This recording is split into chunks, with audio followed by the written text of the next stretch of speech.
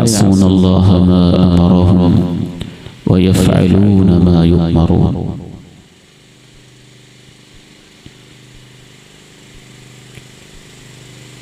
तारीफ़, हम्द, किबरियाई, जलाल, अज़मत, रिफ़अत, सतवत और बुलंदी सिर्फ अल्लाह रब्बुल आलमीन ही की शायान शान है, जिसने पानी की बूंद पे मेरे और आपके नक्शे बनाए, जिसने तितली के परों पे फूल काढ़े, जिसने हमें अपने दीन के लिए आज इस खूबसूरत और अजीम महफिल के अंदर जमा होने की तौफीक मरहमत फरमाई। बेहद्दो हिसाब दुरूद व सलाम इमामुल अंबिया, खतीबुल अंबिया, सय्यिदुल अव्वलीन वल आखिरीन हज़रत रसूल करीम सल्लल्लाहु अलैहि वसल्लम की ज़ात अत्हर व मुतहर पर। अपने घर को जन्नत कैसे बनाएं, इस मौजू पर हमारी ये 3 रोज़ा नशिस्त है इंशाअल्लाह ताला, जो रोज़ाना कमो बेश इसी टाइम पर 7:45 से 8 के दरमियान शुरू हुआ करेगी। 9 बजे इसका इख्तिताम का वक्त तय किया गया है।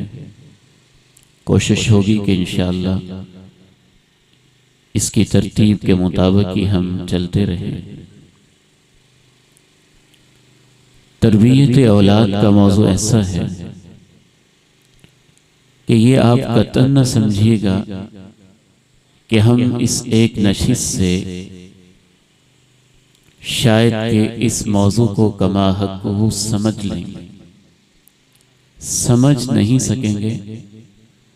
हमारे अंदर ये एहसास पैदा हो जाएगा कि ये भी सीखने की चीज़ है, और चंद एक बुनियादी चीज़ें, बुनियादी ज़ाबते वो हमारे सामने क्लियर हो जाएंगे।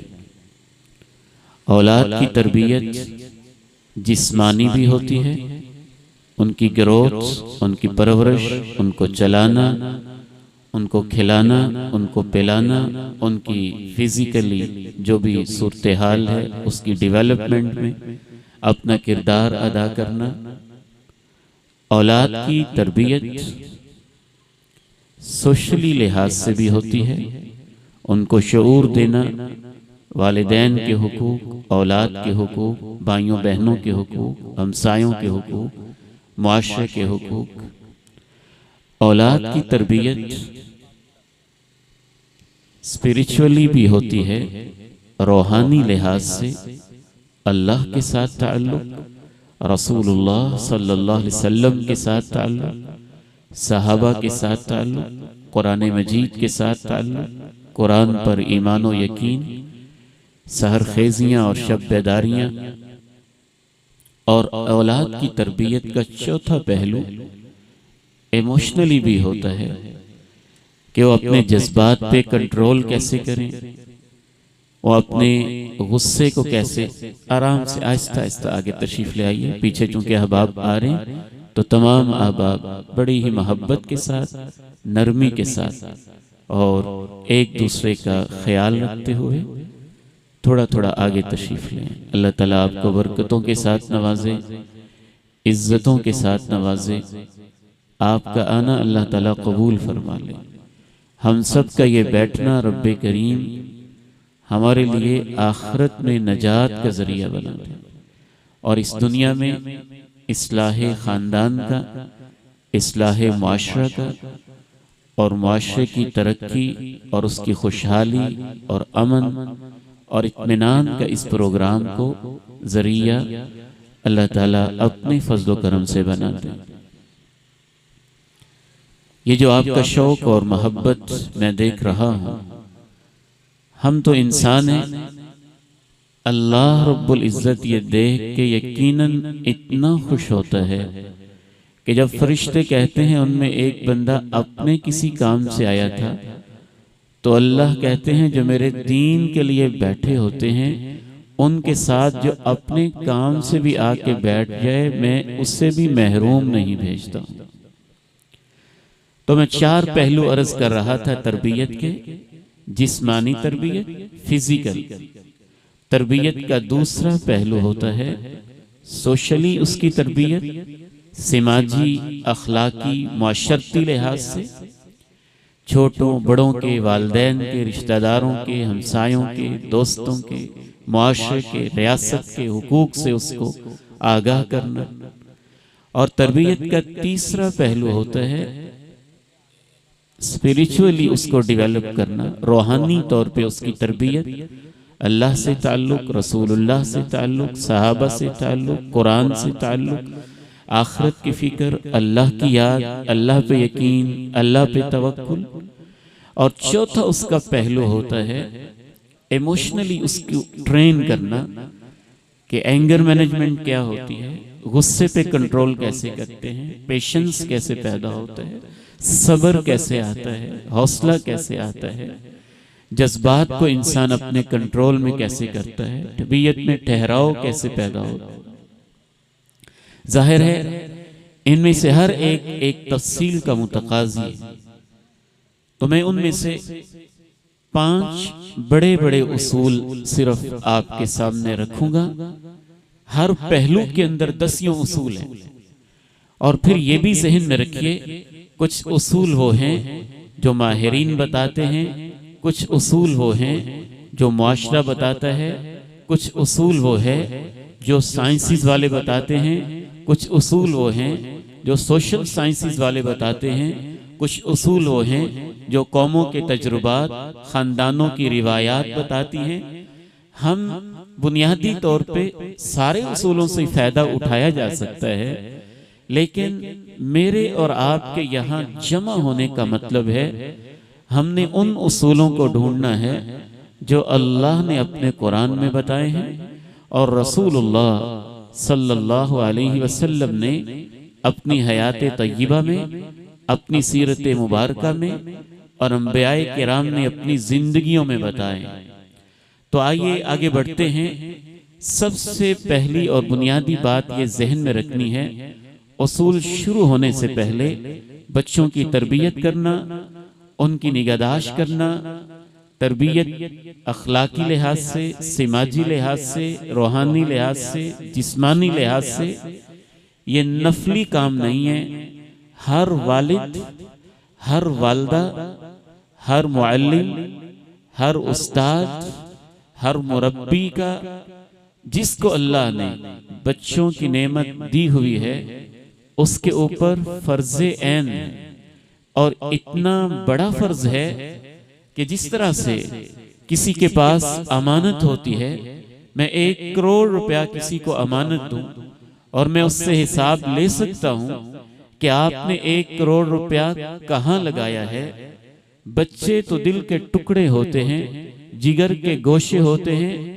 करोड़ और अरब क्या, दुनिया भर भी एक बच्चे की कीमत अदा नहीं कर सकती है।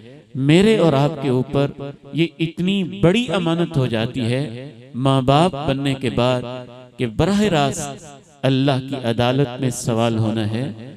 मैंने तुझे हीरे जैसा बेटा दिया था और मैंने तुझे इतनी अजीम पोटेंशियल रखने वाली एक बेटी से नवाजा था। ऐ मेरे बंदे, मैं तेरा रब तुझसे सवाल करता हूँ, तूने उसकी तरबियत की थी कि नहीं।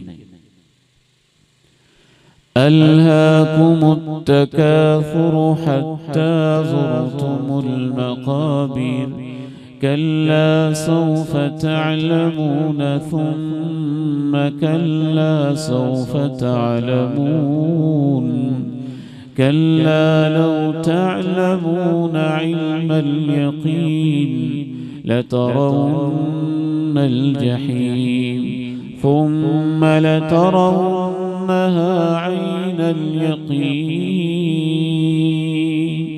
थुम्मा लतुस्अलुन्न यौमइज़िन अनिन नईम। यकीनन तुमसे सवाल होगा नेमतों के बारे में, और आज से बड़ी नेमत दुनिया में कोई नहीं है। रसूलुल्लाह सल्लल्लाहु अलैहि वसल्लम इरशाद फरमाते हैं, कुल्लुकुम राइन व कुल्लुकुम मसऊलुन अन रइयतिही, तुम सब के सब किसी न किसी जिम्मेदारी को उठाते हो और तुम सबसे अपनी अपनी जिम्मेदारी के बारे में अल्लाह की अदालत में पूछगछ होगी। फिर आपने तफसील के साथ बयान किया और उसमें आपने ये भी अल्फाज इस्तेमाल किए, और रजुलु राइन अला अहलिही व हुवा मसऊलुन अन्हुम, एक इंसान अपने घर वालों की जिम्मेदारी उठाता है, जब उसको जिम्मेदारी मिल जाती है तो उससे अपने घर वालों के बारे में सवाल किया जाएगा। एक और हदीस में रसूलुल्लाह सल्लल्लाहु अलैहि वसल्लम ने इरशाद फरमाया, इन्नल्लाह साइलुन कुल्ल राइन अम्मा इस्तरआहु, अल्लाह हर शख्स से उसकी जिम्मेदारी के बारे में पूछेगा, हत्ता यसअल रजुला, यहाँ तक कि अल्लाह बंदे से यह भी पूछेगा, मैंने तुझे औलाद दी थी, तूने उनकी हिफाजत की थी या उनको जाया करके आ गया था। इस हवाले से दूसरी बात ये भी जहन में रखिए तमहीदी गुफ्तगू के हवाले से कि अगर उसने परवरिश की होगी, तरबियत की होगी, अखलाक की इस्लाह के ऊपर मेहनत की होगी, वो उसको एक्सेप्ट करते हैं या नहीं, ये औलाद का मसला है। आपने मेहनत की है कि नहीं, आपने कोशिश की है कि नहीं, ये आपका मसला है। अगर आपने कोशिश की होगी तो एक हदीस से ये मालूम होता है कि अल्लाह रब्बुल इज्जत कल आपकी बेटियों को आपके दरमियान और जहन्नम के दरमियान एक दीवार बना के खड़ा कर देगा। बेटियां कहेंगी, ऐ अल्लाह हम नहीं जानते, हम नहीं जानती ये कैसा है कैसा नहीं है, तेरा फैसला क्या है। हमारा बाप है, हमारी ज़ुर्रियात का ख्याल रखने वाला, अच्छी तरबियत करने वाला है, ऐ अल्लाह ये जहन्नम में नहीं जाएगा। कुन्न लहू सित्रम मिनन नार, इमाम कायनात का फैसला है कि वो बेटियां अपने बाप के लिए उसके दरमियान और जहन्नम के दरमियान एक पर्दा और रुकावट बन जाएंगी। बल्कि आपका ये भी फैसला है कि औलाद की अच्छी तरबियत करने वाला न सिर्फ ये कि अल्लाह ताला जहन्नम से उसको बचा लेगा, बल्कि इमाम कायनात की अहलिया सय्यदा कायनात माँ जी आयशा रज़ी अल्लाह ताला अन्हा बयान करती हैं, एक औरत आई, उसने सवाल किया, मैंने एक खजूर हाथ में थी वो उसको दी, दो उसके पास बेटियां थी, उसने खजूर के 2 टुकड़े किए। माँ की ममता भी क्या होती है, खुद बेचारी पता नहीं कितने दिनों से भूखी थी, उसने खुद कुछ नहीं लिया, खजूर का कुछ हिस्सा एक बेटी के मुंह में डाला, दूसरा हिस्सा दूसरी बेटी के मुंह में कुछ डाला। उम्मुल मोमिनीन के दिल में ये मंजर उतर गया। इमाम कायनात तशरीफ लाए, उनके सामने ये माजरा रखा। आपने फरमाया कि आयशा, उन बच्चियों के साथ इस मोहब्बत और रहमत की वजह से अल्लाह ने उस औरत को जन्नत का दाखिला नसीब कर दिया। इस हवाले से एक और बात ये भी ज़हन में रखिए, अगर इंसान अपनी औलाद की सही तरबियत करके चला जाए, सिर्फ यही नहीं कि उसकी जिम्मेदारी पूरी हो जाती है। सय्यदुना अबू हुरैरा रज़ियल्लाहु ताला अन्हु कहते हैं, इंसान कब्र में लेटा होता है, उसके दर्जे को बुलंद कर दिया जाता है। वह पूछता है, अल्लाह मैं यहाँ मनोमट्टी के नीचे हूँ, मेरी नमाजें खत्म हैं, मेरे रोज़ों का सिलसिला बंद है, मेरा नामे अमाल भी बंद है, सहीफा तो लपेट दिया गया है, अब ये कहां से दिन ब दिन मेरे ग्रेड ऊपर हो रहे हैं और दर्जे बुलंद हो रहे हैं। सय्यदुना अबू हुरैरा रज़ियल्लाहु ताला अन्हु अल अदबुल मुफरद में बयान करते हैं कि उसे कहा जाता है, बिदाअवती वलदिका लका, जो तू औलाद नेकी की राहों पे लगा के आया था, आज तेरे लिए जैसे जैसे वो दुआ कर रही है, तेरे दर्जे बुलंद होते जा रहे हैं। ये सदका जारिया होता है। बाकी अमाल खत्म हो जाते हैं और ये सिलसिला जारी रहता है। जाहिर है अगर नेकी की राह पे लगा के गया फिर भी जारी रहता है, बुरे रास्ते पे लगा के चला गया, फिक्र की ही नहीं, तो भी जारी रही, तो भी खतरनाक सिलसिला है। इस हवाले से आखिरी बात समाज कीजिए और फिर हम उसूल की तरफ बढ़ेंगे। अगर अल्लाह मुझे और आपको तौफीक दे दे तरबियत औलाद की फिक्रमंदी की, तो याद रखिए अल्लाह ने सिर्फ जन्नत ही नहीं देनी, जन्नत देने के दो मंजर हैं जो अल्लाह के पैगंबर ने नक्शा खींच के हमारे सामने रख दिया है। आप फरमाते हैं अना अव्वलु मन यफ्तहु बाबल जन्नह, सबसे पहले जन्नत का दरवाजा मैंने खोलना है, मेरे लिए खोला जाएगा। और जैसे ही जन्नत का दरवाजा खुलेगा फ़इज़ा इम्राअतुन तुबादिरुनी, मैं देखूंगा बाकी दुनिया तो पीछे है और एक औरत मुझसे भी आगे बढ़ने की कोशिश कर रही है। कसीर तादाद में आज माएँ आई, बहनें आई, बेटियां आई। मुबारक हो मेरी बहनों, मुबारक हो मेरी बेटियों, मुबारक हो मेरी माओ। ये इमाम कायनात ने आपको बशारत सुनाई है, मंजर सुनाया है। बेवगी का दुख बड़ा अजीब दुख होता है जब खामन का साया सर से उठ जाता है और यतीम बच्चों को किसी ने पालना होता है। इमाम कायनात फरमाते हैं मैं उस औरत से कहूंगा माला की, तेरा क्या मसला है, तुझे इतनी जल्दी किस चीज की है और तेरा इतना मकाम कैसे है कि तू मुझसे भी आगे बढ़ने की कोशिश में है। तो वो कहेगी अना कअत्तु आदा अयतामिल्ली फी हिजरी, ए अल्लाह के नबी, खामन का साया उठ गया था और यतीम बच्चे थे, मैंने अपनी गोद में बड़ी मेहनतों के साथ पाले हैं। आज उन बच्चों की परवरिश की वजह से अल्लाह ने मुझे ऐसा मकाम दिया है कि मैं जन्नत में आपके साथ साथ दाखिल होने की कोशिश कर रही हूँ और उसकी कोशिश कामयाब होगी इंशाअल्लाह। और ऐसे बाप की कोशिश भी कामयाब होगी। आप अलैहिस्सलातु वस्सलाम ने क्या इरशाद फरमाया एक और हदीस में, मन आला जारियतैनी, दो बच्चियों की परवरिश करता है। परवरिश में ये तरबियत भी शामिल होती है। हत्ता तबलुगा, यहां तक कि वो जवान हो जाती हैं। कुन्तु अना व हुवा कहातैनी यौमल क़ियामा, मैं और उन बच्चियों का बाप क़यामत के दिन ऐसे ही इकट्ठे होंगे जैसे ये दो उंगलियां इकट्ठी होती हैं। तो दोनों हदीसों को मिलाने से पता चलता है मां को भी अल्लाह ने बड़ा मकाम देना है, बाप को भी अल्लाह ने बड़ा मकाम देना है। और खुसूसन वो मां जिसने बड़ी दुखों के अंदर अपने बच्चों को पाला हो और वो बाप जिसने अपनी बच्चियों को ज्यादा मेहनत के साथ, ज्यादा कोशिश के साथ इनके दुख सह सह के उनको पाला हो। क्योंकि बेटियों का मामला बड़ा नाजुक होता है, उनके लिए स्पेशल आपने ये बशारत बयान की है। इसीलिए इन तमाम तालीमात का खुलासा अल्लाह के कुरान ने यूं बयान किया है, या अय्युहल्लज़ीना आमनू कू अनफुसकुम व अहलीकुम नारा वक़ूदुहन्नास वल हिजारा अलैहा मलाइकतुन ग़िलाज़ुन शिदाद ला यअसून अल्लाह मा अमरहुम व यफ़अलून मा युअमरून।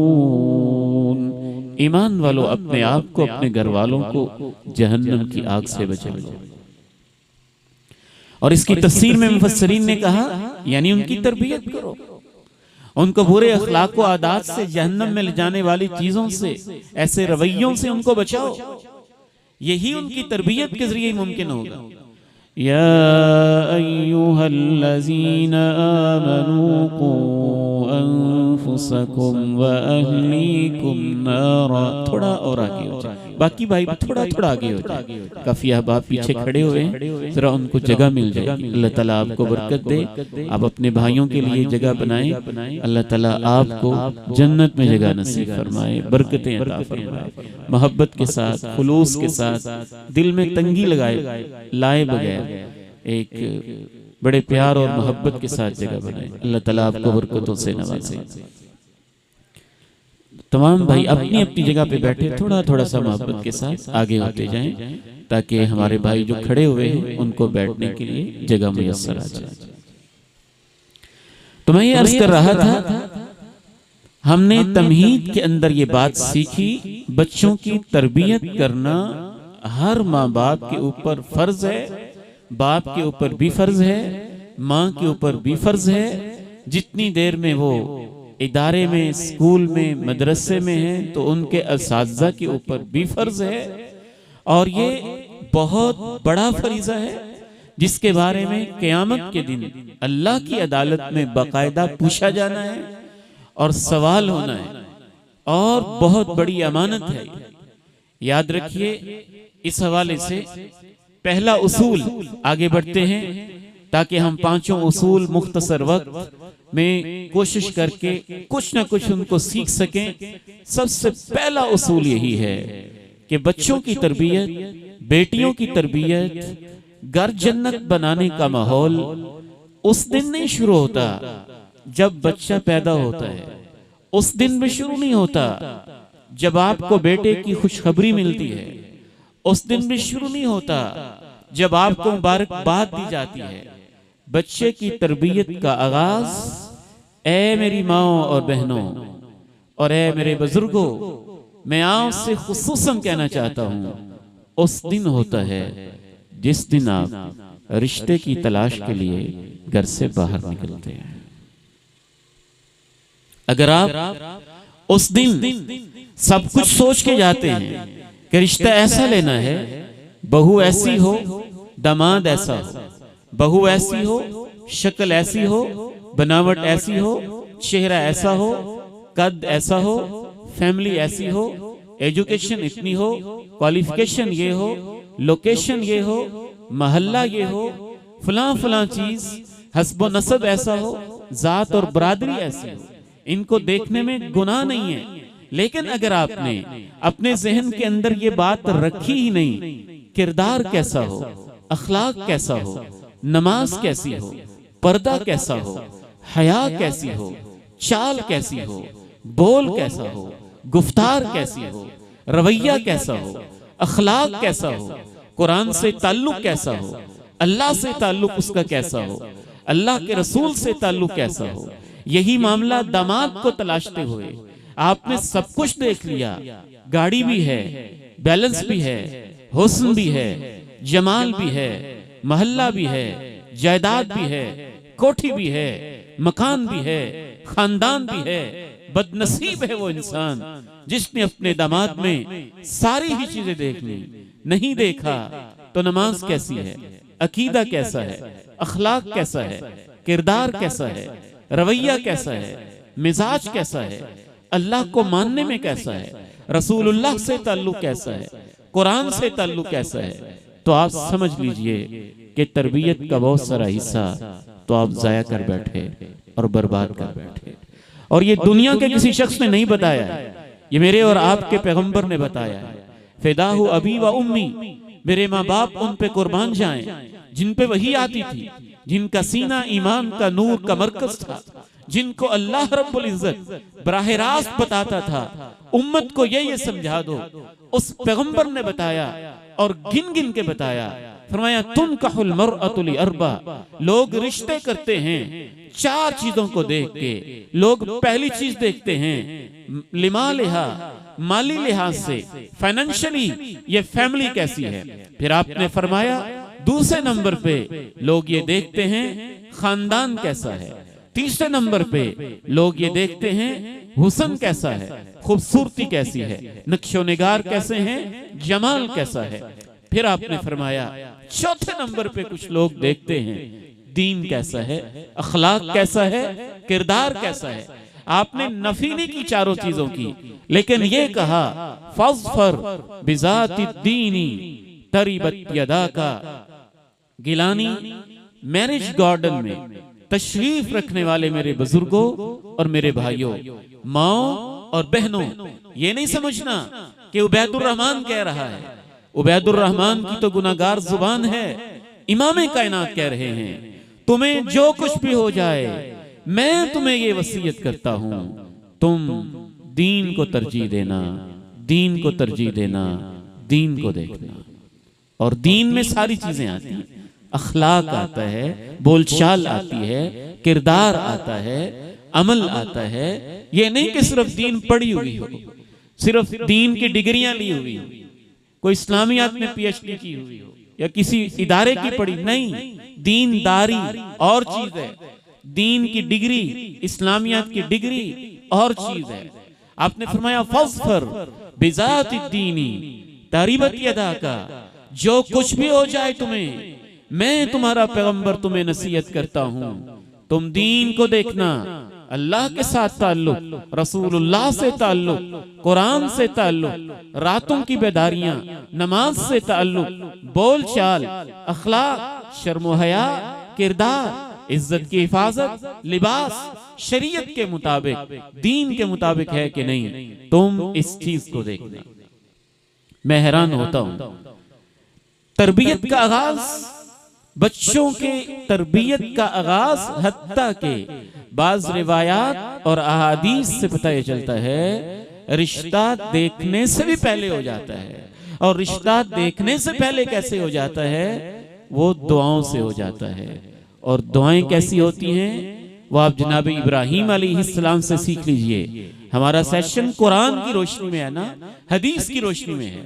कुरान मजीद ये बताता है जनाब इब्राहीम खाना काबा की तामीर कर रहे हैं, बैतुल्लाह की बुनियादें उठा रहे हैं, और सिर्फ अपनी औलाद के लिए नहीं, अपनी नस्लों के लिए दुआ कर रहे हैं। और क्या कह रहे हैं?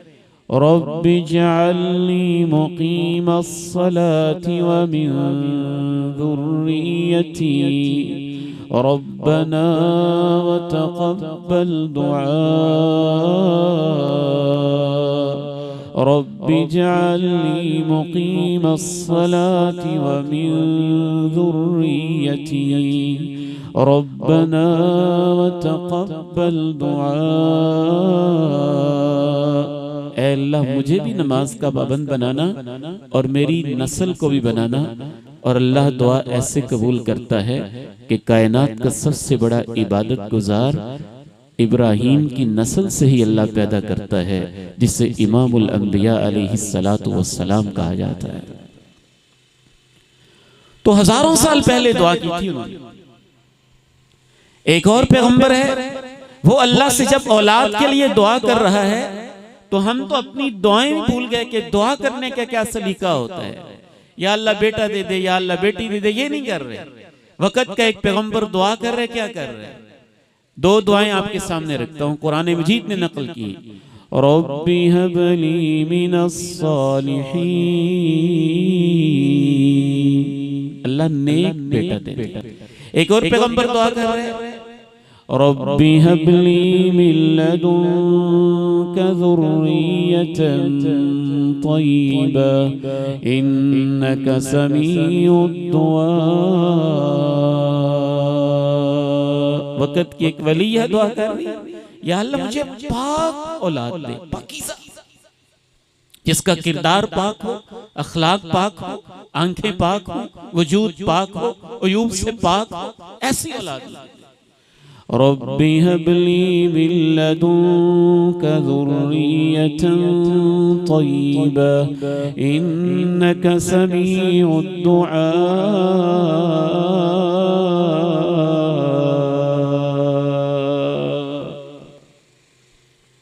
एक और हवाला सुनते जाइए।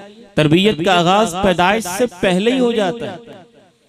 नबी करीम अलैहिस्सलातु वस्सलाम इरशाद फरमाते हैं, मियां बीवी के ताल्लुक के वक्त जो दुआ पढ़ी जाती है, उस दुआ के अंदर खुसूसन कहा जाता है, अल्लाहुम्मा जन्निबना शैताना व जन्निबिश शैताना मा रज़क़तना। ऐ अल्लाह, ऐ मेरे मौला, इस ताल्लुक को तू औलाद का जरिया बनाता है, हमें भी इस हालत में शैतान से बचा के रखना। जो हमारी किस्मत में तूने औलाद की नेमत रखी है, उसको भी शैतान से महफूज रखना। अल्लाहुम्मा जन्निबना शैतान व जन्निबिश शैतान मा रज़क़तना। अगर शादी को 10-20 साल हो चुके हैं और आपको इस दुआ की कभी तौफीक नसीब ही नहीं हुई, तो तरबियत के एक बहुत बड़े मरहले से और एक अजीम दुआ से आप महरूम जिंदगी बसर कर रहे हैं। तरबियत का आगाज पैदाइश से कबल ही हो जाता है। एक और हवाला अल्लाह के पैगंबर की हदीस से सुन लीजिए, बड़ा दर्दनाक वाक़या है, तफसील में नहीं जाना चाहूंगा। कायनात का खूबसूरत तरीन और अजीम जोड़ा है। उम्मे सुलैम रजी अल्लाह ताला अन्हा हैं, इनका खामन अबू तलहा है। अबू तलहा सफर से थका हुआ आया है। उम्मे सुलैम दुखों की मारी हुई है, दुखों को एक तरफ करके, हत्ता के बच्चे की लाश को भी एक तरफ करके, इसलिए कि मेरा खामन पता नहीं कितने अरसे बाद क्या थकावटें, क्या परेशानियां लेके आया है, उसको बताया ही कुछ नहीं है। बन सवर के ताल्लुक कायम किया। ताल्लुक कायम करने के बाद बताया कि बेटा अल्लाह के पास जा चुका है। वो नाराज हुए, ये मेरे साथ तूने क्या माजरा किया है। इमाम कायनात की अदालत में केस पहुंचा, आपको इत्तला मिली तो आपने अभी एक रात की प्रेगनेंसी है और आप ये दुआ दे रहे हैं, बारकल्लाहु फी लैलतिकुमा, अल्लाह तुम्हारी रात में बरकतें अता फरमा दे। रावी हदीस बयान करते हैं कि अल्लाह ने उनको बेटा दिया, पैगंबर की ये दुआ कबूल हुई और जो बेटा दिया उसको अल्लाह ने 9 बेटे दिए और वो 9 के 9 बेटे ही अल्लाह ने कुरान के आलिम भी बनाए और कुरान के हाफिज भी बनाए। तो पहली बात मैं ये बार बार आपके सामने आज का उसूल यही रखना चाहूंगा कि हमारे दीन में तरबियत का आगाज रिश्ता देखने से भी पहले होता है, फिर रिश्ता देखते वक्त होता है, फिर निकाह के मौके पे होता है, फिर शादी की तकरीब में भी होता है, फिर मियाँ बीवी के ताल्लुक के वक्त भी होता है, फिर बच्चे की पैदाइश के वक्त होता है, हत्ता के हालते हमल में भी होता है। याद रखिए, हम तरबियत का बहुत बड़ा मरहला उस वक्त जाया करते हैं और मैं तो मुआशरे की इन बेटियों को सलाम पेश करता हूँ। पता नहीं किस माहौल के अंदर ये 9 माह अपने पेट के अंदर एक पत्थर उठा के रखती हैं। उधर से सास गालियां दे रही होती है, उधर से नंदे बातें सुना रही होती हैं, उधर से खामन गुस्सा निकाल रहा होता है, उधर से सोसाइटी और हमसायों की तरह तरह की बातें होती हैं, उधर से उसके ऊपर पूरे घर के कपड़े धोने का बोझ भी होता है, उधर से उसके ऊपर घर की सफाई की जिम्मेदारियां भी होती हैं और फिर हमने आज की बच्चियों को और भी बहुत सारी जिम्मेदारियां दे दी। इन जिम्मेदारियों के अंदर हालते हमल में जो हम इन बच्चियों की दुर्गत बनाते हैं, जो इनके ऊपर प्रेशर पड़ता है, जो जो टेंशन इनको मिलती है, याद रखिए वो सिर्फ इनको नहीं मिलती, आपके बच्चों को मिल रही होती है, आपके होने वाली औलाद को मिल रही होती है। और बाकायदा साइंटिफिकली ये बात अप्रूव्ड है कि उस वक्त अगर आप डांटते भी हैं तो बच्चा उससे मुतासर होता है। जो घर में देखा जा रहा होता है, बच्चा मां के पेट में भी उससे मुतासर होता है। जो मां की नफ्सियाती कैफियत होती है, बच्चा उससे मुतासर होता है। जिस कैफियत से उस वक्त मां गुजर रही होती है, बच्चा उससे मुतासर होता है। बाकायदा तजुर्बात किए गए 3D अल्ट्रासाउंड के जरिए से कि अगर बाप ने अपनी बीवी को, जबकि बच्चा 7 माह का अभी हमल की हालत में है, 8 माह का अभी हमल की हालत में, उसे गुस्से उसके साथ गुस्से से बोले या डांट के साथ बोले तो बच्चे की मूवमेंट चेंज हो जाती है, उसकी सर्कुलेशन की, हत्ता के उसके ब्लड सर्कुलेशन की बाज़ दफा कैफियत चेंज होती है। इस चीज तक को नोट किया गया और हमारे सलफ सालिहीन तो कहा करते थे। सैयद अताउल्लाह शाह बुखारी रहमहुल्लाह के बारे में मुझे वालिद गिरामी ने बताया कि वो रात इशा के बाद खिताब शुरू करते और फजर की अजान हो जाती और अकेले सैयद अताउल्लाह शाह बुखारी रहमहुल्लाह का खिताब जारी रहता। मेरे वालिद गिरामी मौलाना यूसुफ रहमहुल्लाह की हजरत शाह साहब से बाकायदा मुलाकात थी, उन्होंने इन लोगों को अपनी आंखों से देखा हुआ था। तो वालिद गिरामी ने मुझे बताया, शाह साहिब रहमहुल्लाह अपने खिताब के दौरान कहा करते थे, अताउल्लाह शाह बुखारी कुरान ऐसे क्यों ना पढ़े, मेरी माँ मुझे दूध पिलाते हुए और बचपन के अंदर ही जब मैं अभी माँ के पेट में था उस वक्त भी कुरान मजीद के 5 पारे रोजाना तिलावत कर लिया करती थी। तो पहली बात तो ये है, हम तरबियत बहुत लेट शुरू करते हैं। तरबियत में ताखीर नहीं है और कहां से शुरू होनी है वो सारी तरतीब, उसका कुछ हिस्सा मैंने आपके सामने रख दिया है और ये पहला उसूल है। पहले उसूल को हमने क्या नाम दिया कि तरबियत पैदाइश से पहले, रिश्ते के इंतखाब से भी पहले शुरू हो जाती है। रसूलुल्लाह सल्लल्लाहु अलैहि वसल्लम ने इरशाद फरमाया, तखय्यरू लिनुतफिकुम व अनकिहुल अकफा मिनकुम व अनकिहू इलैहिम औ वनकिहू इलैहिम। ए मेरी उम्मत के लोगों, सोच समझ के रिश्ते का फैसला किया करो कि आपने अपनी होने वाली औलाद के लिए किस जमीन का इंतखाब करना है, किस जगह का इंतखाब करना है, सोच समझ के किया करो। और जो आपके हम पल्ला हूं दीन अखलाक हर लिहाज से, उन्हीं को रिश्ते दिया करो और उन्हीं से रिश्ते लिया करो। आगे बढ़ते हैं। दूसरा उसूल तरबियत औलाद के हवाले से इमाम कायनात अलैहिस्सलाम की सीरत तय्यबा से समझ में आता है कि बच्चों की तरबियत में दूसरा बुनियादी उसूल उनके साथ मोहब्बत करना। अल्फाज में मोहब्बत, अदाओं में मोहब्बत, लहजे में मोहब्बत, गुफ्तगू में मोहब्बत और गैर मशरूत मोहब्बत, अनकंडीशनल मोहब्बत, आखिरी दर्जे की मोहब्बत। रसूलुल्लाह सल्लल्लाहु अलैहि वसल्लम सैयदना हुसैन रज़ी अल्लाह ताला अन्हु को यूं प्यार के साथ उठाते हैं, कहते हैं अल्लाहुम्मा इन्नी उहिब्बुहु, या अल्लाह तू गवाह हो जा, मुझे अपने इस हुसैन से मोहब्बत है। वाहिब्बहु, या अल्लाह मेरी ये दुआ है तू भी इसको अपना महबूब बना ले। कभी इमाम कायनात बाजार में जा रहे हैं, बाजार के अंदर सैयदना हुसैन रज़ी अल्लाह ताला अन्हु तशरीफ ला रहे हैं, सैयदना हसन रज़ी अल्लाह ताला अन्हु तशरीफ ला रहे हैं और आप उनके पीछे दौड़ लगाते हैं, ऐसे जैसे उनको महसूस हो कि कोई मुझे पकड़ने की कोशिश कर रहा है लेकिन पकड़ते नहीं है। कहां इमाम कायनात, क्या आपका मनसब, क्या आपकी शान, क्या आपका मर्तबा, और गली के अंदर सबके सामने बच्चों के साथ प्यार का अंदाज कैसा है। पीछे दौड़ रहे हैं, दौड़ते दौड़ते पकड़ लेते हैं, मोहब्बत के साथ पकड़ के कहते हैं अल्लाहुम्मा इन्नी उहिब्बुहुमा, अल्लाह मुझे इन अपने दोनों प्यारों से मोहब्बत है। फ़अहिब्बहुमा, तू भी इनको अपना महबूब बना ले। व अहिब्ब मन युहिब्बुहुमा, बल्कि जो हसनैन करीमैन से मोहब्बत करता है उस बंदे को भी तू अपना महबूब बना ले, उसे भी अपने प्यारे लोगों के अंदर शामिल कर ले। मोहब्बत की इंतहा ये है कि घर में आते हैं, पूछते हैं आईना लुका, वो छोटू कहाँ है, छोटू कहाँ है। सईदा फातिमा रज़ी अल्लाह ताला अन्हा उसे लाती हैं।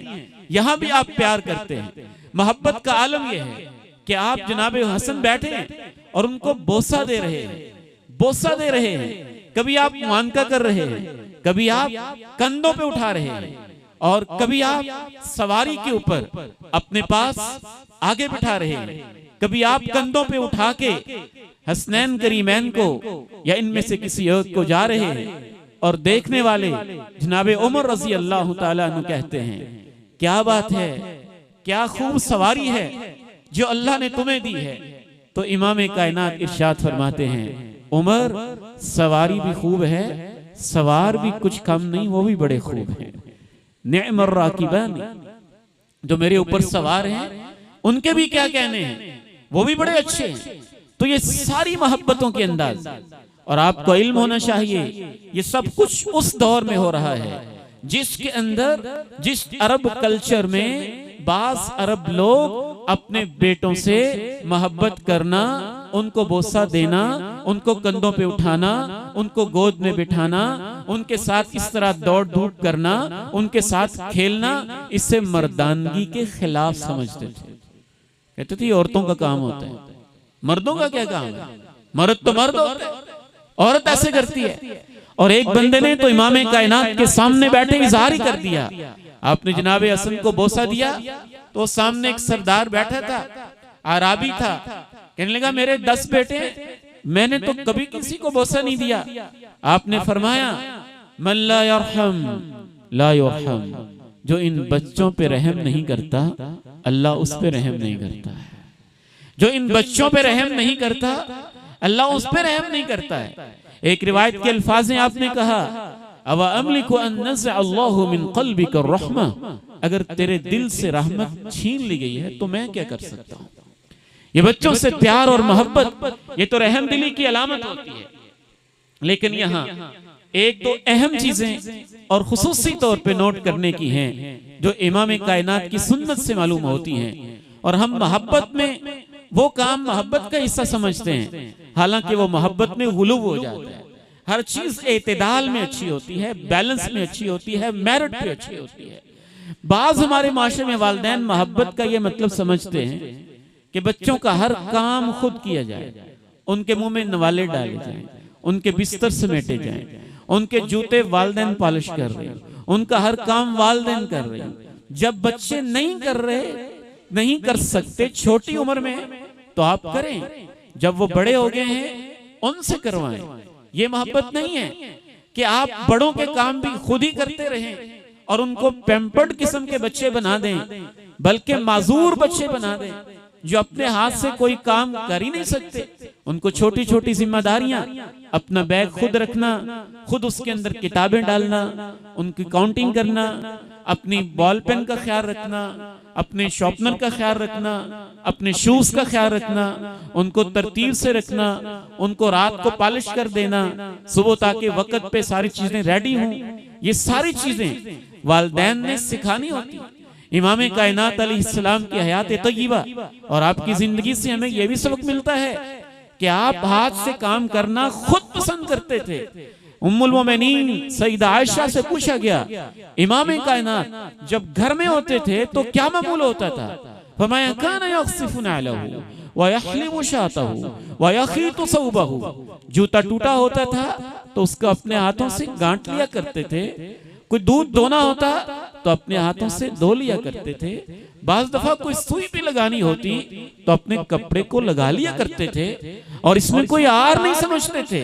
जाहिर है अगर हम ये समझेंगे कि घर के कोई भी छोटी मोटी कोई काम करना ये हमारी मर्दानगी के खिलाफ है, तो बच्चे भी ऐसे ही समझेंगे।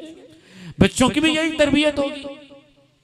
जब हम खुद शहजादे बन के रहेंगे कि कोई काम करना हम अपनी शान के खिलाफ समझेंगे, तो बच्चों की तरबियत के लिए उनसे छोटे छोटे काम करवाना, और बच्चे तब तक नहीं करेंगे जब तक आप साथ नहीं करेंगे। वो आपको देखेंगे ना अपना जूता खुद पॉलिश कर रहे हैं तो बच्चे भी करेंगे। आप अपना छोटा मोटा काम बच्चों के सामने खुद करेंगे, जो आप करेंगे वो बच्चे भी करेंगे और आपके साथ शामिल होकर करेंगे। दूसरी गलती ये होती है, बाज वालिदैन मोहब्बत का मतलब ये समझते हैं कि बच्चे की हर फरमाइश बस उसकी जुबान पे हो और उसको पूरा कर दिया जाए, चाहे वो सही हो चाहे वो गलत हो। नहीं, मोहब्बत का ये मतलब नहीं होता। मोहब्बत भी एक मेरिट पे होती है, उसमें अदल होता है, उसमें इंसाफ होता है, फायदा देखा जाता है, हिकमत देखी जाती है। इमाम कायनात को कमाल मोहब्बत है हसनैन करीमैन से, लेकिन जहां कोई ऐसी बात है समझाने वाली, समझाने का क्या अंदाज है। एक दफा गिरी पड़ी एक सदके की खजूर है, इन शहजादों में से किसी एक ने ला इल्मी में वो खजूर खा ली। इमाम कायनात अलैहिस्सलाम देखते हैं कि खजूर चबाई जा रही है। आप फरमाते हैं ये कहां से? ऐसे थी तो हमने खा ली। आपने कहा तुम जानते नहीं हो कि हम आले मोहम्मद हैं, ला तहिल्लु लना सदका, हमारे लिए सदका हलाल नहीं होता है। मुमकिन है वो खजूर सदके की हो तो हमारे लिए वो हलाल नहीं है। अपनी उंगली मुबारक हसनैन करीमैन के यूं मुंह में डाल के खजूर को बाहर निकाल दे, साथ साथ कहते हैं थूक दो, थूक दो, इसको बाहर निकाल दो, इसको बाहर निकाल दो। डांटा नहीं है, झिड़का नहीं है, ऐसा कोई काम नहीं किया है, समझाया है, नसीहत की है। इस मोहब्बत के अंदर एक हम तीसरी गलती ये कर जाते हैं कि बाज़ दफा किसी एक बच्चे की मोहब्बत में हम ये संगीन गलती कर रहे होते हैं कि दूसरे बच्चों के साथ नाइंसाफी कर जाते हैं, ज्यादती कर जाते हैं। अहले इल्म ने लिखा कि मोहब्बत करते हुए वालिद पे फर्ज है वो अदलो इंसाफ करे। 4 बेटे इकट्ठे बैठे हैं, आपने एक बेटे के हाथ पे बोसा दिया है तो बाकी तीनों के हाथ पे ही बोसा दे दे। आपने एक बेटे या बेटी की पेशानी पे बोसा दिया है तो बाकी बच्चों की पेशानी पे बोसा दे दे। आपने एक को गले लगाया है तो उस वक्त बाकी को भी साथ गले लगाए। इतनी छोटी छोटी चीजों में अदल के साथ काम लें, इंसाफ के साथ काम लें। आगे बढ़ते हैं। एक तीसरा उसूल जो तरबियत के हवाले से इमाम कायनात की सीरत मुबारक से हमें मालूम होता है कि सिर्फ मोहब्बत काफी नहीं है, बच्चे की इज्जत करना भी जरूरी है। इज्जत इज्जत। आप हैरान होते होंगे ये मौलाना साहब क्या कह रहे हैं, हम बच्चों की इज्जत करें?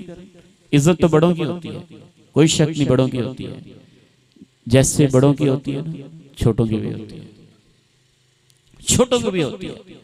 और मैं बिला मुबालगा कहूंगा कि जिस तरह मैं अपने भाई की इज्जत करता हूं, अपने दोस्त की इज्जत करता हूं, अपने हमसाये की इज्जत करता हूं, और मुझे उससे बात करते हुए फिक्र होती है इसकी इंसल्ट ना हो, ये महसूस न कर जाए, ये बुरा ना मान जाए, बे नहीं, ऐसे ही आप अपने बच्चे की इज्जत करें, अपने बेटे की इज्जत करें, इसी लेवल पे आके करें।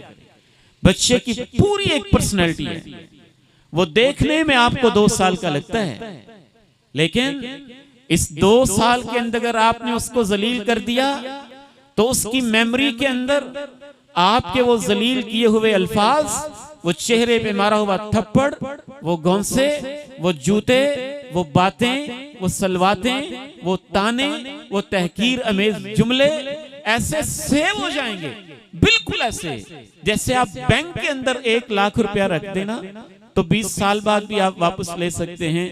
आप यूं ही समझें कि उस बच्चे और बच्ची की मेमोरी में जो कुछ आप उसको जलील कर रहे हैं, उसकी मेमोरी में सब कुछ सेव और रिकॉर्ड हो रहा है, और किसी दिन आपको वापस मिलेगा,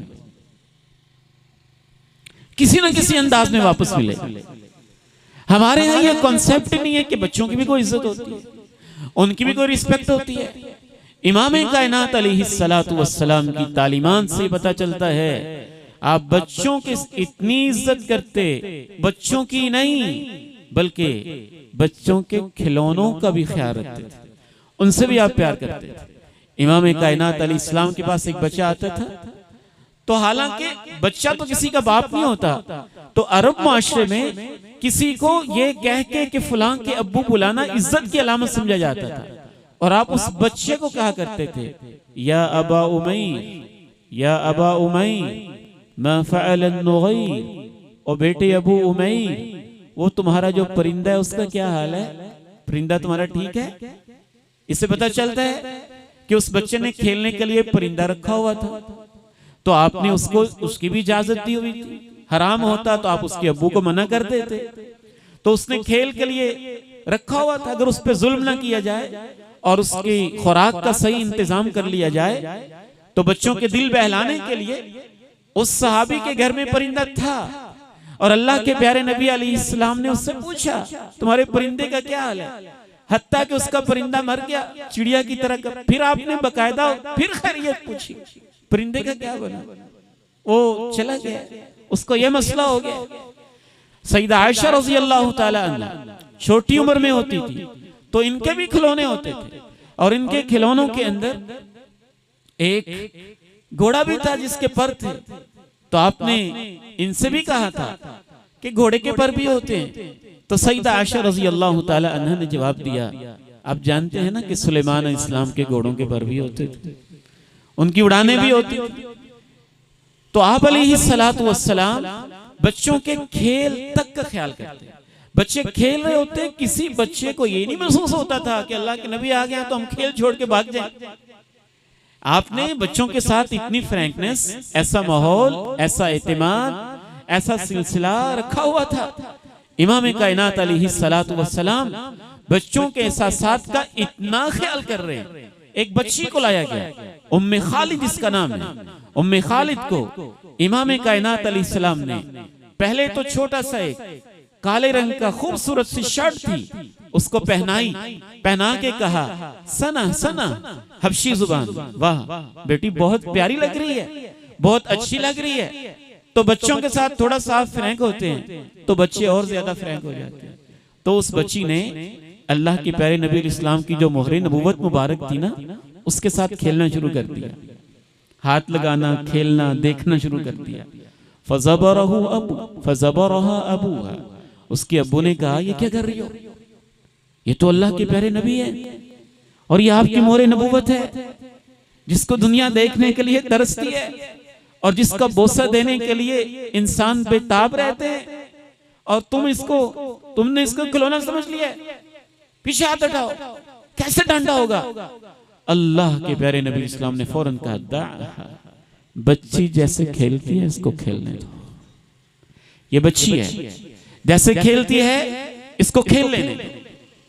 याद रखिए, कुरान मजीद की चंद आयात में आपके सामने पढ़ता हूं।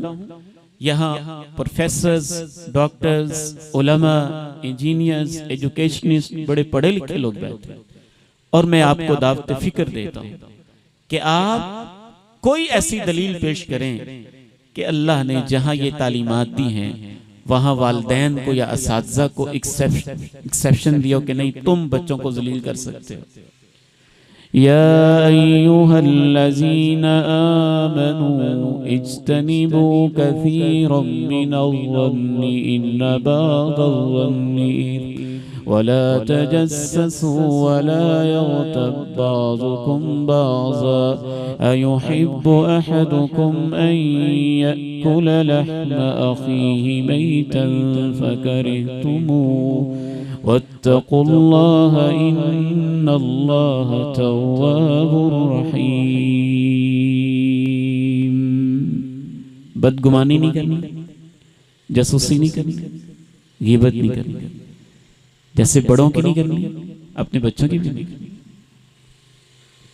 अहकाम तो सबके लिए है।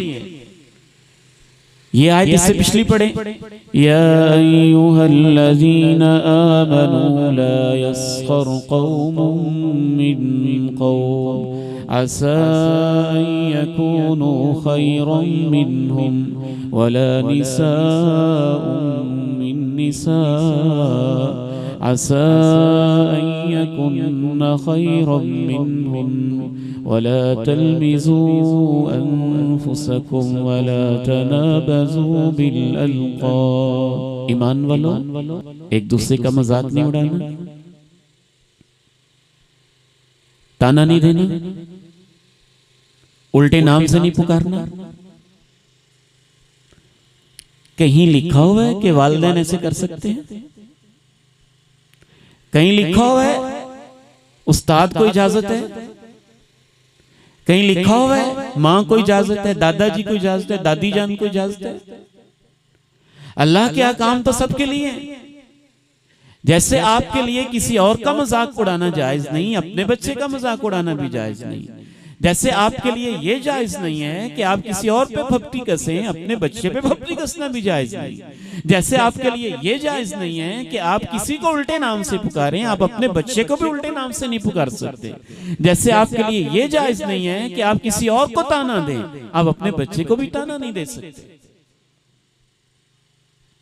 हमने तो तरबियत का मतलब ही शायद ये समझा है, और तू बेशर्म है, तू बदतमीज है, तुझे मैंने कितनी दफा समझाया है, तू नखट्टू है, तू नकम्मा है, तू बड़ा बेहया है, तू तो मेहनत करता ही नहीं है, तू कामचोर है, तू ये है, तू वो है। ये सब क्या है? ताना है, ताना है। अल्लाह के नबी अलैहिस्सलातु वस्सलाम तो यहां तक इरशाद फरमाते हैं, अगर तुम में से किसी की लौंडी जो तुमने पैसों के साथ खरीदी हुई है वो बदकारी भी कर ले तो तुम उसको सजा तो दे सकते हो जो हद बनती है, लेकिन ताना ना, ताना ना। इससे बच्चे की जो आपके साथ अटैचमेंट है, जो मोहब्बत है, वो आपको पूरी कायनात समझता है, वो आपको अपनी मोहब्बत समझता है, वो आप पे यकीन रखता है, वो आप पे एतमाद करता है। जब आप करते तो अपनी तरफ से तो आप खैर खाई कर रहे होते हैं ना, लेकिन हमने सीखा नहीं होता कि तरबियत करनी कैसे है, खैर खाई करनी कैसे है, तो हम गलत तरीके से कर रहे होते हैं, गलत अंदाज से कर रहे होते हैं। इमाम कायनात अलैहिस्सलातु वस्सलाम बच्चे तो दूर की बात हैं, सय्यदुना अनस रज़ी अल्लाह ताला अन्हु जिन्होंने 10 साल तक आपकी खिदमत की है, वो कहते हैं 10 साल के अंदर मुझे अल्लाह के नबी ने कभी डांटा और झिड़का भी नहीं है। तो आपकी तरबियत का अंदाज तो यही है। आप अलैहिस्सलाम की तालीमात से तो यही पता चलता है। अब यहां सवाल ये पैदा होता है, जिस वजह से हमें सख्ती करनी पड़ती है ना, वो दो तीन वजूहात होती है। एक वजह ये होती है कि बच्चे शरारत बहुत करते हैं। इस चीज को पकड़ा, गिलास को पकड़ा, उसको तोड़ दिया, कैंची को पकड़ा, उससे खेलना शुरू कर दिया, बेडशीट को पकड़ा, उसको इधर खिलार के रख दिया, पानी गिरा दिया, बोतल गिरा दी, दूध गिरा दिया। शरारत तो करते हैं बच्चे। तो उसका हल ये नहीं होता कि उनको डांटा जाए। माहिरीन ये कहते हैं कि जो बच्चा शरारत कर रहा होता है ये उसकी सेहत की अलामत होती है, और आपको खुश होना चाहिए कि मेरा बच्चा शरारत कर रहा है। अगर वो शरारत कर ही नहीं रहा, चुप करके बैठा हुआ है, तो आपको परेशान होना चाहिए कि शायद वो बीमार है। वो बच्चा नहीं होता, वो सेहतमंद बच्चा नहीं होता जो खेले कूदे ना, चीजों को छेड़े ना। तो हम अपने आप को ज़हनी तौर पे तैयार कर लें कि ये बच्चा है, इसने ये करना ही करना है, इसने तो ऐसे करना ही करना है। अब उसको डांटने की बजाय गिलास टूट गया है तो अल्लाह के प्यारे नबी अलैहिस्सलाम ने नुस्खा बताया, बिस्मिल्लाह पढ़ दे, गिलास को उठा के साइड पे करते हैं, बच्चे को समझा दे बेटे ऐसे पकड़ते। वो एक चीज को छेड़ रहा है। बच्चों का सबसे आसान हल ये है, जो मैंने अपनी जिंदगी में भी तजर्बा किया है और माहिरीन ने भी लिखा है, कि आप कभी भी उसको रोके ना कि ये ना करो। अगर वो बेडशीट को छेड़ रहा है ना, खराब कर रहा है, और मेरी बहन ने बेचारी ने अभी अभी कमरा बिल्कुल सेट किया है और उसने बेडशीट इधर पकड़ी और खींच के तहस नहस कर दिया सारी सफाई का, और उधर पानी गिरा दिया, तो उसका हल ये नहीं है कि एक थप्पड़ लगाया जाए, उसका हल ये नहीं है कि उसको डांटा जाए, उसका हल ये नहीं उसको खींचा जाए। जब भी बच्चा कोई शरारत कर रहा है, उसका हल सिर्फ और सिर्फ ये है कि उसको कोई और एक्टिविटी दे दी जाए।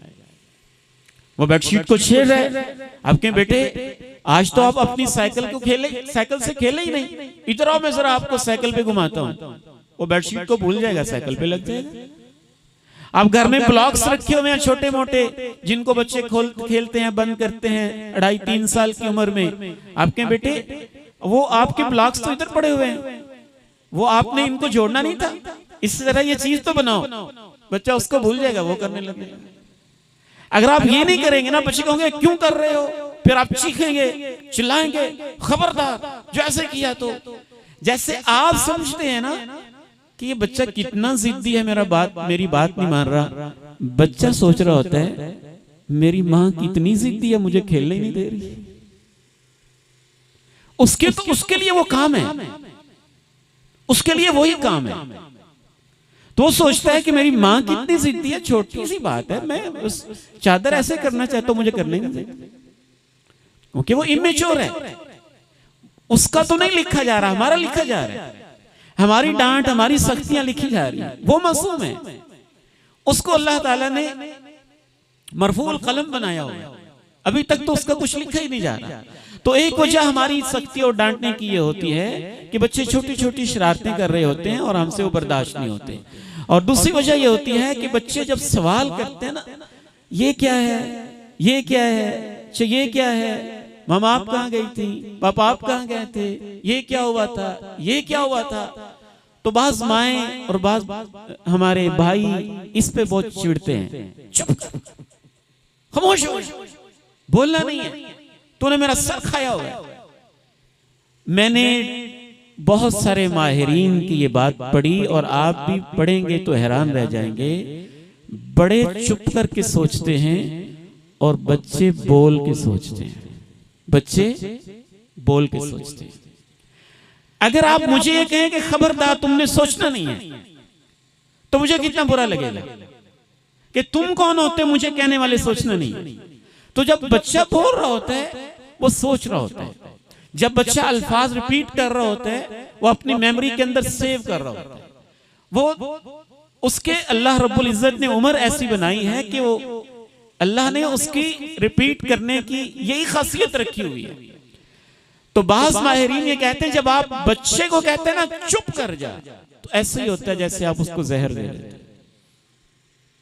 अगर वो कोई गाली भी बोल रहे हैं ना, तो आप ये ना कहें चुप कर जा, अच्छा बेटे आज आपने ये लफ्ज सीखा ना था, आपने बोला ही नहीं, ये बोलो जरा। आप कहेंगे ना ये ना बोलो वो और बोलेगा। उसको डील करने का एक तरीका है, आप उस तरीके के मुताबिक उसको डील करें और उसकी नफ्सियात को समझें। एक तीसरी वजह ये होती है, जब हम बच्चों को ज्यादा सख्ती के साथ डांट रहे होते हैं, वो बच्चे की जिद होती है। और खुसूसन आजकल की माओं को बड़ा ही मसला होता है, भाइयों को भी। बच्चा कहते हैं मैंने ब्लू शर्ट पहननी है, मां कहती नहीं खबरदार व्हाइट पहनो, ये पहननी। बच्चा कहता है मैंने ब्लैक पहननी है, मां कहती नहीं आज ब्राउन पहननी। आपको क्या फर्क पड़ता है इससे? वो पहनता पहनने दे। बल्कि मैं बाज़ अहले इल्म का मुताला कर रहा था, वो लिखते हैं कि जब आपका बच्चा ये कहे ना कि मैंने ये नहीं ये शर्ट पहननी है, मैंने वाइट नहीं ब्लू पहननी है, अच्छा मैंने ये नहीं ये वाली कैप लेनी है, मैंने ये नहीं ये वाला आज ट्राउजर लेना है या पैंट लेनी है, तो आपको खुश होके मिठाई तकसीम करनी चाहिए कि बच्चा आपका इतना ज़हीन है कि वो अपना विजन रखता है, वो अपनी एक सोच रखता है, उसका आपके सामने इजहार कर रहा है। तो हम उसके ऊपर मुसल्लत क्यों होते हैं? या आप चेंज करना भी चाहते हैं तो थोड़ी सी उसको कन्विंस कर लें, कायल कर लें कि अच्छा ये बेटा ये देखो इसके अंदर पॉकेट लगी हुई है, ये बहुत प्यारा लग रहा है, क्या ख्याल है ये ना पहन ले। अच्छा या उसको ऑप्शन दे दें, अगर आप वो नहीं पहनाना चाह रहे तो आप कहें कि अच्छा बेटा ठीक है इस पे भी आप गौर कर लें, लेकिन ये ब्लू और ब्लैक दोनों ही प्यारी लग रही, इनमें से कौन सी पहननी है? तो बच्चा कहेगा चलो ये नहीं ये पहन। वो महसूस करेगा कि मुझे अहमियत दी जा रही है, मेरी बात को सुना जा रहा है। तो ये छोटी छोटी चीजें हैं, अगर मैं इनकी तफसील में जाऊंगा तो बहुत ज्यादा वक्त गुजर जाएगा। एक आखिरी बात करके मैं अपनी गुफ्तगू को समेटना चाहूंगा, और वो ये है कि बाज़ दफ़ा हम ये सख्ती इस वजह से भी कर रहे होते हैं कि जब हमारे बच्चे बड़े हो जाते हैं तो फिर उनकी बाज़ फरमाइशें ऐसी होती हैं जो हम पूरी नहीं करना चाहते या उनके लिए ठीक नहीं होती हैं। मिसाल के तौर पे बच्चा कहता है अबू मैंने अब 9th कर ली है तो मुझे आप मोबाइल ले दें, मोबाइल में ले। या वो कहता है कि मैंने FA कर लिया है तो अब मैंने कहीं आना जाना होता है तो अब मुझे मोटरसाइकिल लेके। आप उसको नहीं लेके देना चाहते और आप ये मुनासिब भी है, ठीक है उसकी उम्र नहीं अभी मोबाइल लेने वाली, आप नहीं चाहते कि मोबाइल ले। तो इसका हल हम जो सोचते हैं वो क्या कहते हैं, खबरदार जो तूने मोबाइल का दोबारा नाम भी लिया तो टांगे तोड़ दूंगा तेरी। जब आप ये कहते हैं ना, उसी वक्त बच्चे का एतमाद उसके जज्बात पे छुरी फिर जाती है। वो फिर मजबूरन सोच रहा होता है चलें जब तक मेरे पास पैसे नहीं आते मजबूरी है गुजारा करते हैं इस घर में जहां मेरी इतनी तजलील होती है, जैसे मैं बड़ा होऊंगा ना फिर मैं मर्जियां करके इनको दिखाऊंगा। सख्त रिएक्शन होते हैं इन चीजों। मैं ये नहीं कहता कि मोबाइल ले दे, आप कहें कि बेटे अच्छा आप मोबाइल लेना चाहते हैं, वाकयातन नहीं आजकल के अक्सर बच्चों की ख्वाहिश होती है, लेकिन मैं आपसे बेटा ये पूछना चाहता हूं कि उस मोबाइल का आपको फायदा क्या होगा, आपकी जरूरत क्या है, कैसे आप लेना चाहते हैं, आपको कोई तालीम की जरूरत है या इसलिए कि आपके दोस्तों ने लिया हुआ है या इसलिए कि आपकी कोई जरूरत है, आपकी कोई मजबूरी है। उसके साथ डायलॉग करें, उसके साथ मुकालमा करें। कुरान मजीद से ये उसूल मुफस्सरीन ने एक ऐसे मकाम पे लिखा है कि मैं उसको पढ़ के हैरान रह गया। जनाब इब्राहीम अलैहिस्सलाम से अल्लाह ने कहा अपने बेटे को ज़बह कर दो। अब अल्लाह का हुक्म था, उन्होंने ज़बह तो करना ही था, लेकिन जनाब इब्राहीम ने ये नहीं कहा सीधे हो जाओ तुम्हें ज़बह करना है, अल्लाह का हुक्म आ गया है। क्या कहा, या बुनय्या इन्नी अरा फिल मनामी अन्नी अज़बहुका, बेटा मैंने ख्वाब में देखा है कि जैसे मैं तुझे ज़बह कर रहा हूँ। फंजुर माज़ा तरा, बेटा तेरा क्या ख्याल है, तेरा क्या मशवरा है, क्या ख्याल है। अगर वो कहता ना करो तो उन्होंने रुक जाना था, वो तो अल्लाह का हुक्म था, उन्होंने पूरा करना ही करना था। लेकिन एक तरीका होता है दूसरे को कन्विंस करने का, उसके साथ डायलॉग करने का, उसके साथ गुफ्तगू करने का। तो ये चीजें सीखने की हैं। आज तो सिर्फ हमने एहसास दिलाया है कि हमें ये चीज़ें सीखनी चाहिए, वगरना हम अपनी नस्लों को तबाह करते रहेंगे। आखिरी अहम तरीन उसूल, और शायद इसको ज़्यादा वक्त देना चाहिए था लेकिन आज हम नहीं दे सके हैं, वो ये है कि आप जितनी मर्जी बातें कर लें, जितने मर्जी उसूल पढ़ लें, जितनी चाहे नसीहतें कर लें, जितने चाहे वाज कर लें, घंटा घंटा उसको जो मर्जी तकरीरें सुना लें, आपका बच्चा करेगा वही जो आप खुद करते हैं। आप अपने बच्चे के सामने रोल मॉडल बने। मैं ये समझता हूं कि बच्चों की तरबियत का असल मतलब यह है कि हम अपनी तरबियत करें। हम चाहते हैं वो नमाजी बने तो हम नमाजी बने, हम चाहते हैं वो कुरान पढ़े तो हम हर वक्त उनके सामने कुरान पढ़ें, हम चाहते हैं वो नफल पढ़े, हम अपने घर में उनके सामने नफल पढ़ें। आपका 3 साल का बच्चा भी वैसे पढ़ेगा जैसे आप पढ़ते हैं, आपका 3 साल का बच्चा भी वो करेगा जो आप करते हैं। अगर आपका ये ख्वाब है ना कि कोई ऐसा तवीज हो और कोई ऐसा वजीफा हो कि मैं ठीक ना हूं बच्चे ठीक हो जाएं, तो आपकी सोच झूठी है। ऐसे नहीं होगा। हमें अपने आप को चेंज करना होगा, अपने ऊपर मेहनत करनी होगी, अपनी तरबियत करनी होगी, अपने आप को ईमान, अखलाक, डिसिप्लिन, सच, नमाज, रोजा, हज, ज़कात, अच्छा नरम लहजा, बोलचाल ये अपनाना हो। और इसी का इंशाअल्लाह बच्चों की तरबियत के मैं समझता हूँ वो दूसरा हिस्सा है कि जब मियाँ बीवी घर के अंदर एक दफा भी आपस में बच्चों के सामने लड़ते हैं और वो ये चाहें कि हमारे बच्चे क्यों लड़ते हैं, तो आपने तो उनको सिखाया है। उनको लड़ना नहीं आता, उन्होंने आपकी बातों से सीखा है। जैसे आप आपस में बातें करेंगे वैसे ही बच्चे करेंगे, जैसे आप लड़ेंगे वैसे ही बच्चे लड़ेंगे, जैसे आप डांटेंगे वैसे ही डांटेंगे, जैसे आप बच्चों की माँ को जलील करेंगे और समझेंगे कि कोई मसला नहीं है, और फिर आप समझेंगे कि बच्चे अपनी माँ की इज्जत नहीं करते हैं, आपने सिखाई क्योंकि आपने नहीं की उनके सामने। और माँ अगर अपने बच्चों के बाप के साथ ये सलूक करती है तो बच्चे भी वैसे ही करेंगे। इसलिए कल का हमारा मौजू इंशाअल्लाह ये होगा कि मियाँ बीवी को घर में कैसे रहना चाहिए, उनके मामलात कैसे होने चाहिए और घर का माहौल कैसा होना चाहिए। जैसा हम बच्चों को माहौल देंगे बच्चे वैसे ही हो जाएंगे।